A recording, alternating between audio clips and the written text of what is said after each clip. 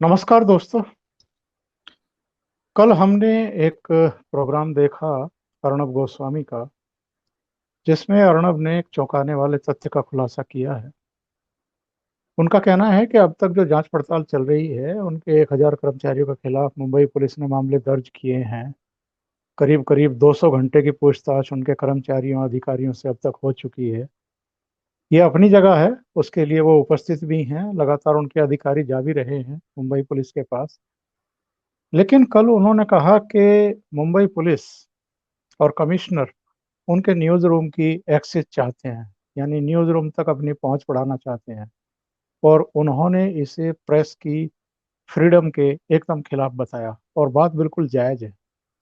किसी भी व्यवस्था को, किसी भी संस्था को, किसी भी जांच एजेंसी को अगर आप न्यूज़ रूम तक एक्सेस दे देंगे, तो फिर क्या होगा, इसकी कल्पना आप नहीं कर सकते हैं।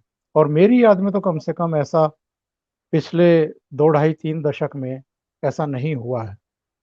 इमरजेंसी की बात छोड़ दीजिए।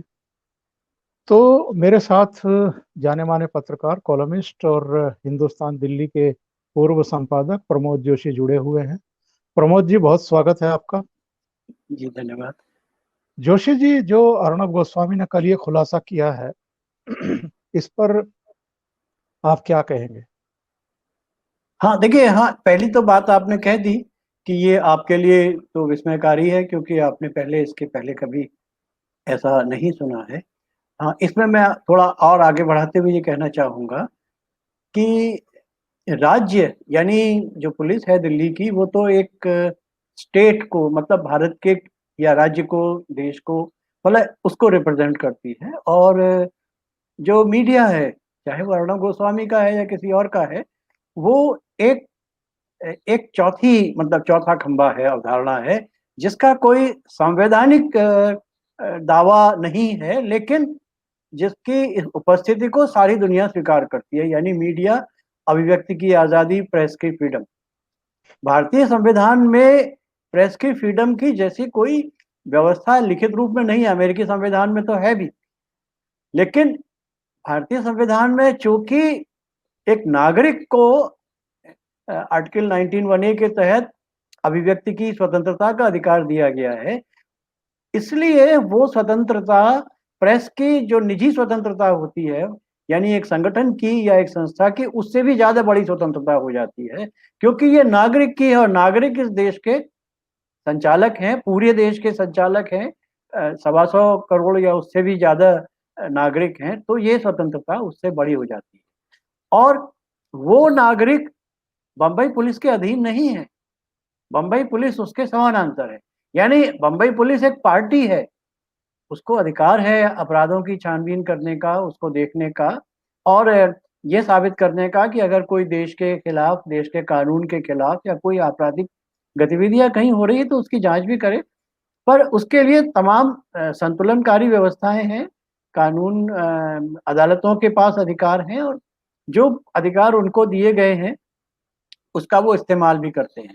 पर मैं ये जो अर्णब गोस्वामी और बम्बई पुलिस की जो पृष्ठभूमि में मैं एक चीज देखता हूँ कि पिछले कुछ महीनों से, बल्कि 5-6 महीने हो गए हैं, लगातार किसी न किसी कारण से, ये कोई पहला कारण टीआरपी वगैरह का हम अब देख रहे हैं, इसके पहले वो सुशांत सिंह राजपूत वाले मसले, और इसकी शुरुआत एक उन्होंने सोनिया गांधी का जो इटालियन नाम था उसको कभी लिया, और कुछ, तो इसका मतलब है कि ये एक राजनीतिक कारण रहा होगा, या दृष्टिकोण के कारण ऐसे शुरुआत हुई है।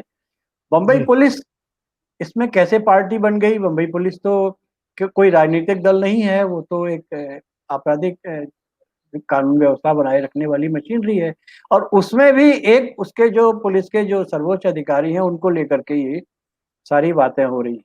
तो ये कहीं न कहीं जाकर के ये बातें कानूनी सिद्धांत और जो संवैधानिक व्यवस्थाएं अपनी जगह हैं, इनमें कहीं पर व्यक्तिगत टकराव या कोई ऐसी चीजें दिखती हैं जो या तो हमको दिखाई नहीं पड़ रही, राजनीतिक शक्तियां उसके पीछे हैं, या हम उनको देख करके इग्नोर कर रहे हैं। तो ये मोटे तौर पर तो ना समझ में आने वाली मुझे है ना। अगर मैं कहूँ कि अगर थोड़ी देर के लिए कल्पना करें कि कोई मीडिया हाउस, चैनल अगर अपने यहाँ से इस देश को टुकड़े टुकड़े कर देने का आह्वान कर रहा हो, हमें सामाजिक जीवन को तबाह करने की योजना बना रहा हो, तो मैं समझता हूँ कि पुलिस को या हमारे देश की संवैधानिक मशीनरी को ये अधिकार होता है कि अगर ऐसा कुछ है तो, या कोई दुनिया में कहीं उत्पात फैलाने का कोई योजना बना रहा हो तो, पर क्या ऐसा है? ऐसा तो मुझे अभी नहीं लगता। ये तो एक अतिशय एक ऐसे एक्सट्रीम पर जाने वाली बात। मोटे तौर पर तो जब हम देखते हैं, आकलन करते हैं चीजों का, तो यही समझ में आती है कि चाहे पालघर का मुद्दा रहा हो, चाहे कोरोना वायरस का रहा हो। कोरोना वायरस का भी इतना नहीं रहा। उसके बाद सुशांत प्रकरण, दिशा सलियन प्रकरण, कंगना रनौत प्रकरण, कुछ शिव सैनिकों ने एक पूर्व नौसेना के अधिकारी के साथ मारपीट की। अपील की थी, हाँ। तो कई ऐसे मुद्दे थे जिनको अर्णब गोस्वामी के चैनल ने प्रमुखता से उठाया था, और न केवल उठाया था बल्कि मुंबई पुलिस पर भी, महाराष्ट्र पुलिस पर भी, और उद्धव ठाकरे सरकार पर भी, और उसके सहयोगी हों चाहे सोनिया गांधी हों, उन पर तल्ख टिप्पणियां की थी, काफी तल्ख टिप्पणियां की थी। तो कहीं ये सब तो कारण नहीं है। कारण तो यही है। आप सवाल करें उससे पहले मैं बताऊं कि कारण साफ साफ यही है। क्योंकि जो बातें हुई हैं, देखिए घटनाएं तो कवरेज में अर्णव गोस्वामी ने भी की इन्हीं घटनाओं पर, और दूसरे चैनलों ने भी कवरेज की। लेकिन अर्णव गोस्वामी की जो टिप्पणियां थी वो अपेक्षाकृत ज्यादा मुखर थी, ज्यादा कटु थी, जो राज्य सरकार को ज्यादा पसंद आने वाली नहीं थी। कहिए राजनीतिक उसमें रुझान ज्यादा था। पर ये तो अधिकार अर्णव गोस्वामी को बनता है। असल में मीडिया को हम जो स्वतंत्रता देते हैं, उसमें अगर आपका कोई दृष्टिकोण है तो वो दृष्टिकोण के लिए आप जिम्मेदार हैं, और आप उस दृष्टिकोण को व्यक्त करें। अगर उस दृष्टिकोण में कोई गैरकानूनी बात नहीं है, या कोई ऐसी बात नहीं है जो भारत के संविधान का उल्लंघन करती हो, राज्य की कानून व्यवस्था का उल्लंघन करती हो, या किसी को कोई भी जो भी कानून है देश के उनका अगर उल्लंघन नहीं करती हो, तो वो उनका एक दृष्टिकोण है, वो अपनी बात को रखने के लिए स्वतंत्र है। और अगर इस पर कोई आगे भी दिक्कत आती है तो हमारे देश में तो हाई कोर्ट है, सुप्रीम कोर्ट है, और भी अदालतें हैं जहां पर ले जाकर के इस मामले को देखा जाना चाहिए कि कहाँ आपत्ति है। आपत्ति है तो उस पर निपटारा भी अदालतें करेंगी। अगर कोई मानहानि कारक है तो वो भी सामने आ जाएगी। बात नहीं है तो देखिए, स्वतंत्र प्रेस या स्वतंत्र अभिव्यक्ति को स्वीकार करने वाली जो एक व्यवस्था है, उसका भी महत्व है। अगर वही लड़ने लग जाएगी तो फिर संभव नहीं है। क्योंकि अर्णब गोस्वामी अपनी जगह पर हैं, वो एक अलग तरीके की उसको, बेशक महाराष्ट्र सरकार भी जनता से ही चुन करके आई है, पर क्या वो भोंपू लेकर के, लाउड स्पीकर लेकर के कल को मुख्यमंत्री अर्णब गोस्वामी की बात का जवाब देंगे? अगर दे सकते हैं तो दें, नहीं दे सकते तो कम से कम सुने, और अर्णव गोस्वामी को गलत सिद्ध होने दें जनता के सामने, जो उनके दर्शक या श्रोता हैं। हम सब जानते हैं कि बाकी चैनलों के प्रस्तुतिकरण का तौर तरीका कैसा है, अर्णब गोस्वामी के चैनलों का तौर तरीका कैसा है, कवरेज का भी, प्रेजेंटेशन का भी, उनकी अपनी प्रस्तुति का भी, उनके जो तौर तरीके हैं उससे सब अवगत है। ऐसे में एक तरीका ये है कि जो बाकी सरकारें अपनाती रही हैं कि इग्नोर करिए। दूसरा तरीका ये है कि भाई अगर आपको कोई परेशानी है, आपत्ति है, तो आप कोर्ट चले जाइए, पर कोर्ट उस तरीके से भी मत जाइए जैसे उनके खिलाफ एक ही मामले में 200 से ज्यादा एफआईआर दर्ज करा दी गई थी। इस तरह से तो आप भोंडेपन से आप खुद एक्सपोज हो रहे हैं, कि इसका मतलब ये है कि आप इतने चिढ़ गए हैं किसी मीडिया हाउस से या किसी एडिटर इन चीफ से, कि आप जगह जगह 200 मुकदमे कायम करा करके उनको रोज थानों की परेड कराना चाहते हैं, और जो उसका मूलभूत दायित्व है, कर्तव्य है, उससे भी उसको भटकाना चाहते हैं, यानी उसको परेशान करना चाहते हैं। तो इससे 200 से ज्यादा एफआईआर दर्ज कराने वाले का क्या भला होने वाला है, क्योंकि पब्लिक की नजरों में तो उसकी छवि खराब होने वाली है कि वो किसी को उसके दायित्व से रोक रही है। लेकिन अगर उसकी भाषा शैली से, उसके शब्दों से, उसके प्रस्तुतिकरण के तौर तरीकों से, या आपको लगता है कि किन्हीं खास कारणों से वो आपकी पार्टी को, आपको टारगेट बना रहा है, तो उसके लिए भारतीय न्यायालय है, आप सीधे न्यायालय जा सकते हैं। तो ये जो अ, बदले की कार्रवाई दिखाई देती है, चाहे 200 एफआईआर दर्ज कराई गई हो, या अब मुंबई पुलिस और पुलिस के कमिश्नर अर्णब गोस्वामी के न्यूज रूम में घुसने की कोशिश कर रहे हो, इसको आप किस तरीके से देखते हैं? देखिए, एक तो हमारे देश में, शायद और देशों में होता है कितना मैं नहीं कह सकता, मुकदमे ठोक करके किसी व्यक्ति को परेशान करने की एक एक चलन बहुत पहले से चलता आ रहा है। तो मुकदमे में फैसला भले ही क्या हो तो बरसों की बात होती है, लेकिन मुकदमा चलाए रखना और मुकदमे में बार-बार पेशी पर जाना और वकील का मदद लेना और दस्तावेज लिखना, आप समझ लीजिए कि वो अपने आप में एक हैरेसमेंट होता है। तो कई बार व्यक्ति जो दुश्मनी में, रंजिश में एक-दूसरे के साथ ऐसा करते हैं, पर एक सरकार ऐसा करेगी तो वो बात समझ में नहीं आती। अब आपको मैं बताऊँ, अभी एक खुशबू सुंदर हैं जो तमिलनाडु में एक पॉलिटिकल लीडर हैं जिन्होंने हाल में कांग्रेस पार्टी छोड़ कर के बीजेपी में आई हैं। तो ये फ़िल्म अभिनेत्री हैं पहले, शायद अब तो नहीं करती होंगी अभिनय। जी। तो जी। इन 2005 में किसी कोई एक इंटरव्यू उन्होंने दिया था, अभिव्यक्ति का ही मामला था। तो इनके खिलाफ तमाम शहरों में, तमाम जगहों से रिपोर्ट, पुलिस में रिपोर्ट दर्ज कराई गई और अंततः 20-22 मुकदमे उनके ऊपर कई जगह पर चलने लगे। अब आप समझिए ये कई साल तक ये मुकदमे चले। अंततः 2010-11 में कभी जाकर के ये सुप्रीम कोर्ट ने इन सारे मुकदमों की सुनवाई एक साथ की और इनको मुक्ति मिली।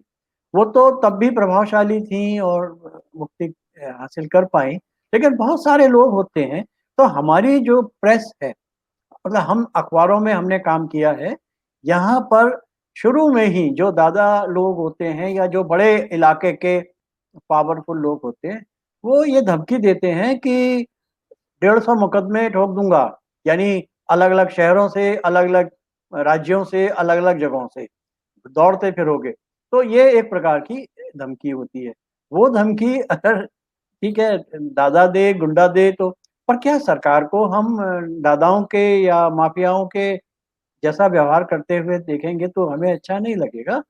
हाँ, अब आप कह सकते हैं कि आपको अर्णब गोस्वामी के तरीके से परेशानी है, अर्णब गोस्वामी के विचार से परेशानी है, तो उसका विचार का जवाब विचार ही होता है। आप किस प्रकार से देते हैं, लिख कर के देते हैं या कुछ और, या कोई और चैनल अगर उनका जवाब दे, ठीक है, वो समझ में आता है और चल भी रहा है इधर चैनलों में, क्योंकि आपने देखा वो टीआरपी के बहाने आपसी झगड़ा हुआ था जी। चैनलों के जी। बीच में, जिसमें वो टीआरपी का झगड़ा था, लेकिन वो घूम फिर करके उसमें राजनीतिक विचार भी आ गए और जिस दृष्टिकोण पर अर्णब गोस्वामी कोई एक धारणा व्यक्त करते थे, दूसरा उससे उलट धारणा रखता था। ठीक है, तो आप वो करिए, पर जो गुंडागर्दी का जो स्तर है, तो जहाँ तक मैं ये नहीं समझता ठीक कि वो आपके सरकार के न्यूज़ रूम के अंदर घुस कर के आएँगे।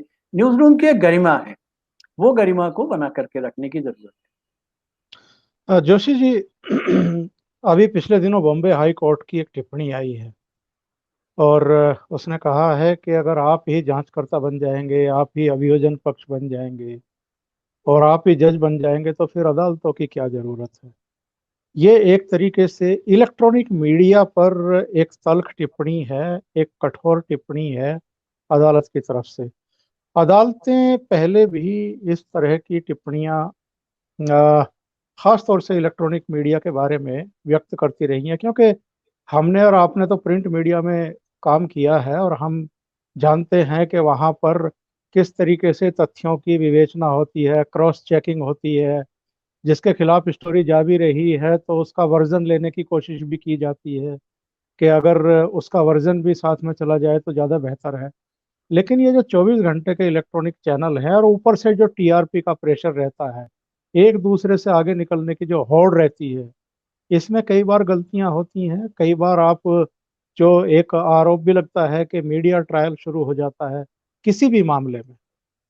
तो जो आप मीडिया ट्रायल की बात कर रहे हैं, ये मीडिया ट्रायल इलेक्ट्रॉनिक मीडिया को लेकर के एक ये विश्वव्यापी एक दृष्टिकोण है कि मीडिया कई बार, और मीडिया फिर बहुत प्रभावशाली हो जाता है, मीडिया के वो एंकर बहुत प्रभावशाली हो जाते हैं, क्योंकि ये सीएनएन जब 1991 में इराक पर, कुवैत का जो पर इराक ने हमला किया, उसके बाद जो अमेरिका ने कार्रवाई की थी, उस जी समय जी। सीएनएन में ये शुरुआत हुआ था, तो वो किंग्स शो करके आया करता था, और उसमें अमेरिका की फॉरेन पॉलिसी को लेकर के और दुनिया भर को लेकर के तमाम बातें होने लगी, तो ये शुरुआत करीब करीब वहां से हुई थी।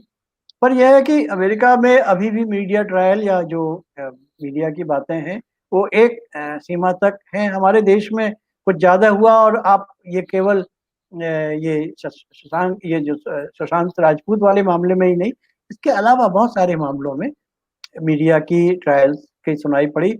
और दूसरी बात ये भी है कि हमारे मीडिया को इस बात का श्रेय भी जाना चाहिए कि जेसिका लाल वाला मामला हो, या वो क्या मट्टू जाला एक मामला था, या ऐसे और बहुत सारे मामले हैं जिनमें मीडिया ने इशू को उठाया भी और लोगों को न्याय भी दिलवाया। तो ऐसा नहीं है कि वो केवल एक तरफा है, लेकिन ये भी एक मीडिया ट्रायल वाला जो सवाल है। तो लेकिन ये प्रश्न मीडिया के लोगों को या मीडिया चैनल्स को आपस में मिल करके बैठ करके, और काफ़ी एक हद तक देखें तो सुधार भी हुआ है। आपने देखा ये जो बम्बई में जो ये जो हुआ था हमला, उस वक़्त चैनलों ने लाइव कवरेज दिखानी शुरू करी थी, और उसका नुकसान ये हुआ कि उस लाइव कवरेज को पाकिस्तान में बैठे जो हैंडलर्स थे, वो देख रहे जी जी। थे, और वो उनको दिशा निर्देश दे रहे थे जिन्होंने हमला किया था। तो लेकिन बाद में चैनलों ने अब जो आपका देखिए, तो अब वो कह देते हैं कि हम इसको लाइव कवर नहीं कर रहे, क्योंकि उसका दुरुपयोग हो सकता है। तो ये एक ज़िम्मेदारी भी समय के साथ पैदा होती है। अच्छा, दूसरी बात जहाँ तक अदालतों का है, अदालतों का ज़रूर कोई ना कोई ऑब्ज़र्वेशन होता है, तो उसके पीछे कारण होते हैं। अब एक और अदालत का मैं अभी हाल में दिल्ली से, शायद सुप्रीम कोर्ट या हाई कोर्ट का था, कि आप वो बताइए, अपना स्रोत बताइए, सूचना का स्रोत। ये कहाँ से जानकारी मिली आपको, कोई मुकदमा है।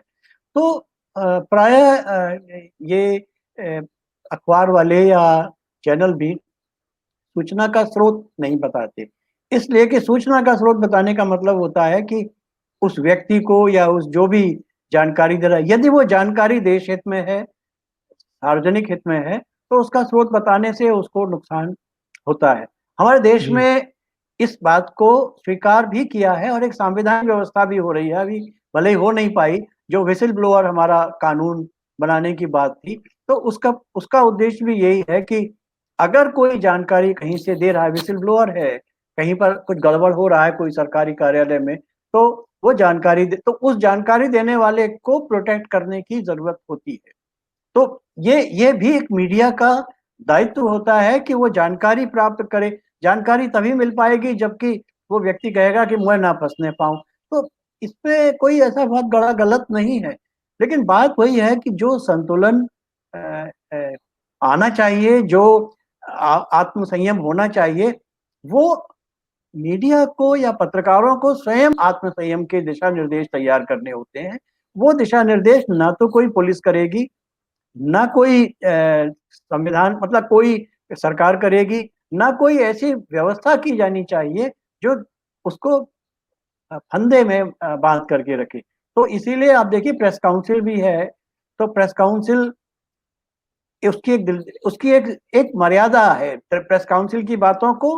हालाँकि उसके पास ऐसा कोई अधिकार नहीं है कि वो किसी को सज़ा दे, लेकिन यदि उसकी कोई रिपोर्ट होती है तो हम उसको सम्मान देते हैं, और फिर उसके बाद हम अपने अंदर उस प्रकार से बदलाव करते हैं। तो ये मर्यादा भी एक ज़रूरी है, और इस मर्यादा को हमें पत्रकारों को ही स्वयं आपसी बातचीत करके तय करना होता है। लेकिन अगर सरकारें या राजनीतिक दल या और ऐसे ही, तो उनके अपने हित होते हैं। उनके हितों के आधार पर अगर हम पर दबाव डाला जाएगा, तो आप यकीन मानिए फिर जो जनता की आज़ादी है वो खत्म होते देर नहीं लगेगी। आप बिल्कुल सही कह रहे हैं जोशी जी। पर कई बार हम लोग ये देखते हैं कि बहुत सारे ऐसे मामले हुए हैं जिनकी रिपोर्टिंग तो तथ्यात्मक रूप से सही तरीके से हुई, पर बाद में सनसनी का पुट उसमें डाल दिया गया और उन चीजों को इतना लंबा खींच दिया जाता है टीआरपी के लिए या एक दूसरे चैनल से आगे निकलने की होड़ में, कि कई बार तो दर्शकों को भी खीज होने लगती है कि इसमें कुछ नया नहीं आ रहा है निकल करके, तो खामे खा उसको इतना लंबा क्यों खींचा जा रहा है। तो ये जो टेंडेंसी है, ये टेंडेंसी भी खत्म होनी चाहिए। और दूसरी बात ये है कि इससे खुद इलेक्ट्रॉनिक मीडिया की अपनी जो विश्वसनीयता है, अपनी जो साख है, वो भी कई बार प्रभावित होती है। बिल्कुल। ये एक तो सनसनी बहुत बड़ा फैक्टर है, खास तौर से व्यावसायिकता के कारण। अच्छा, एक चीज़ मैं और कहूँ कि जब मीडिया की और टीआरपी की हम बात करते हैं, तो हम ज़्यादातर न्यूज़ मीडिया को लेकर के बातें करते हैं। जी जबकि जी। टीआरपी का जो झगड़ा है, वो अभी न्यूज़ मीडिया का उतना नहीं है। एंटरटेनमेंट के मीडिया को लेकर के ज़्यादा है और वहाँ पर घालमेल भी बहुत ज़्यादा है और एंटरटेनमेंट की इंडस्ट्री में ही गड़बड़ियाँ बहुत बड़ी, जिसको कि हम ध्यान नहीं दे पा रहे हैं। आपने देखा वहाँ पर अभद्रता, अश्लीलता या और बहुत सारी चीज़ें बहुत बढ़ गई हैं और वो सिर्फ़ इसलिए ताकि टीआरपी बढ़े और टीआरपी इसलिए बढ़े क्योंकि विज्ञापन मिले तो एक से दूसरे का और झगड़े उधर ज़्यादा हैं। पर हम चूँकि दृष्टि हमारी राजनीति में और हमारी दृष्टि में खबरें ज़्यादा होती हैं, इसलिए हम इस तरफ ज़्यादा ध्यान देते हैं। पर एक चीज़ गौर करिए आप, जैसे यूट्यूब के चैनल्स पर जो डिस्कशन होता है, वो डिस्कशन प्रायः आपने देखा है कि वो उसमें शोर या वैसा सनसनी नहीं होती। विचार बिल्कुल होते हैं और जो जिसको जिस किस्म के विचार पसंद आते हैं, वो उस किस्म के चैनल्स को देखता है। ये बिल्कुल। दर्शक और वो भी उसी हिसाब से बने हुए हैं। पर अभी न्यूज़ मीडिया के साथ वैसा नहीं है। हमारा न्यूज़ मीडिया अभी डिफाइन नहीं हुआ है उस तरीके का। पर अगर डिफाइन हो जाए तो ठीक है कि भाई आखिरकार मीडिया की एक विचार धारणा है, वो उसके हिसाब से करता है। पर ये शोरगुल वाली जो डिस्कशन है या जो ये परंपरा है, इसका तो कोई अर्थ नहीं है, इससे तो कहीं पर भी कुछ नहीं हो। और आखिरी सवाल मेरा ये है जोशी जी, कि इस टीआरपी की होड़ ने खास तौर से इलेक्ट्रॉनिक मीडिया को पूरी तरीके से बांट दिया है। और बांट ही नहीं दिया है, सबको पूरी तरीके से अलग थलग करके रख दिया है। अभी अगर एक चैनल के साथ, एक मीडिया हाउस के साथ कोई सरकार, कोई पुलिस, कोई व्यवस्था ज्यादती कर रही है और सबको दिखाई दे रहा है कि ज्यादती कर रही है, तो ऐसे में भी चुप्पी साध करके बैठ जाना, ये तो जो हमारे डेमोक्रेटिक राइट्स है, जो अभिव्यक्ति की स्वतंत्रता है, अल्टीमेटली उसका दमन हो रहा है। तो ऐसे में आज एक के साथ हो रहा है, कल को दूसरे के, परसों को तीसरे और चौथे के साथ भी होगा। ऐसे में होना तो ये चाहिए कि अगर किसी एक चैनल के साथ ज्यादती होती हुई दिखाई पड़े, तो जितने भी चैनल हैं, जितने भी मीडिया समूह हैं, उनको एक जगह पर आना चाहिए और आपस में बात करके कि देखिए हम ज्यादती के खिलाफ हैं।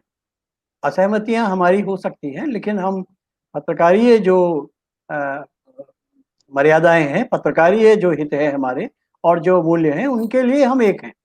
लेकिन दिक्कत तो वही है कि यहाँ पर ऐसा हो गया है, बल्कि अब मुझे ऐसा लगता है अभी इसी मामले में एडिटर्स गिल्ड ने भी कोई टिप्पणी की है और एडिटर्स गिल्ड में इस बार अभी हाल में चुनाव भी हुए हैं। आमतौर पर चुनाव नहीं होते थे, वहाँ पर पदाधिकारियों के आम सहमति से चयन होता था।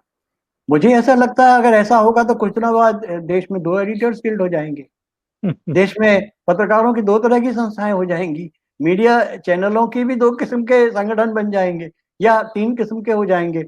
तो क्या होगा? इस प्रकार इसका मतलब है कि हम जो अपने हित हैं, हम उनको डिफाइन नहीं कर पा रहे हैं, जबकि हमें पहले पत्रकारीय हितों को डिफाइन करना चाहिए कि ये ज़रूरी है।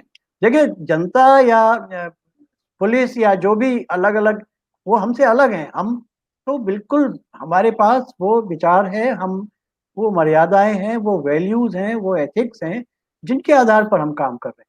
लेकिन सच ये है कि सब भेड़-चाल और भिंडी बाज़ार जैसा हो गया है, जिसको ठीक ही होना चाहिए और आप इस पर ही कभी हमें और बात करनी चाहिए कि कैसे हम ठीक करेंगे। बिल्कुल ठीक है। जोशी जी, बहुत बहुत धन्यवाद आपका। आप जुड़े, आपने समय निकाला जी, और बहुत ही गूढ़ विषयों पर अपने विचार रखे। बहुत धन्यवाद। आभार आपका। Thank you.